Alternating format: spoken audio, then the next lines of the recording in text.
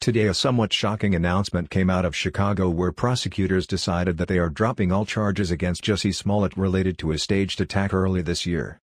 The news comes as quite a surprise seeing as how the evidence against him was seemingly airtight, including witnesses, confessions by those he hired, and physical evidence that all pointed towards his guilt. And although many people are upset that Smollett's wrongdoing is being swept under the rug for political reasons, this is probably just the beginning of a much bigger scandal.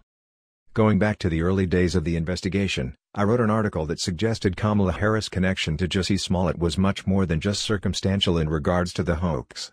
In the article it shows what others had been digging up, including Harris sponsoring an anti-lynching bill in Congress. As you may remember, just a day after Smollett went public with his alleged assault story, Kamala Harris took to Twitter to call it a modern-day lynching. Not only that, Harris and Smollett were longtime friends, and Smollett has even campaigned with Harris. But the story gets even more interesting because of Kamala Harris' connection to Cook County prosecutor Kim Foxx. Foxx, who would normally oversee the Smollett case, abruptly and mysteriously recused herself from the case soon after he was charged. Her reason was, as she described, an abundance of caution and possible contact with witnesses. However, it was later discovered that she had substantial contact with Smollett's family. A potential prosecutor having contact with Smollett's family before charges were filed and while police were still investigating is very strange. As it turns out, Foxx and Harris are close friends. Not only that, Foxx credits Harris as her mentor and the one responsible for her own career. In addition, Harris was part of Foxx's transition team when she became Cook County prosecutor. So it would seem Foxx is in debt to Harris and said as much herself. When the charges were first filed against Smollett, I suspected Foxx and Harris were actively trying to quash the investigation. There was no doubt there was a good deal of communication between Harris and Foxx, and as Foxx admitted, with Smollett's family as well. The fact that today prosecutors have asked a judge to seal the case suggests they want those communications to be kept secret, as they would be very damaging to Harris and Foxx. Harris sticking her nose into an investigation in a state where she holds no office would open up countless questions as to what her motives were for doing so, especially since she was friends with the suspect being investigated.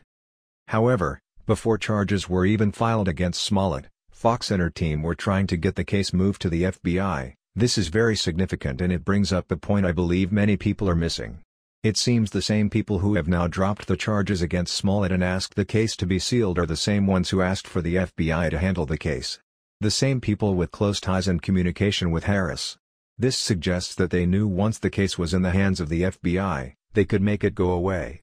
Someone in that circle of Foxx and Harris believed that they had an in with the FBI and sending the investigation there could make it go away. If Foxx's team ultimately dropped the charges against Smollett, that suggests they always wanted this case to go away and the details to be hidden away forever.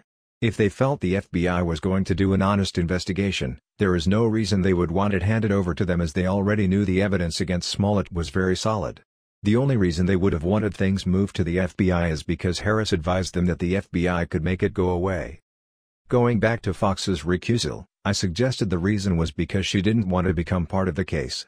Her contact with Harris was going to be brought up by Smollett's high-dollar legal team as a defense. Even in the early days, Smollett's legal team was suggesting their whole defense was going to be based around the procedures of the investigation. This means everybody, including Foxx and her communications, were going to be brought to light in open court. Foxx recused herself as an early attempt to avoid her communication with Harris, and possibly other higher-ups in the Democratic Party, from becoming public. As the case went on, they started to realize there was no way they could go to trial and not have their backdoor communication to protect Smollett come out. So they decided the best bet was to drop the charges and fight to have the entire case sealed. But if the case was dropped, will the Nigerian brothers who admitted to being a part of the hoax be charged with lying to police?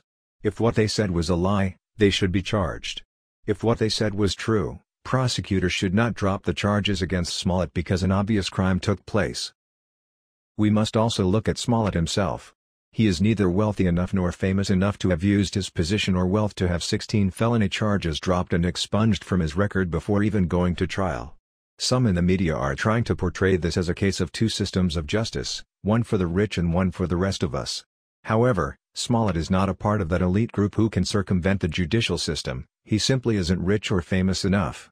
The only explanation is that someone higher up is being protected here, and that someone is most likely Kamala Harris. Harris appears to be the DNC golden child in the upcoming 2020 election, and her ties to Smollett can be damaging. Not only that, Cook County Prosecutor Kim Foxx was contacted by former First Lady Michelle Obama's Chief of Staff Tina Chin to offer advice on how to handle the Smollett case.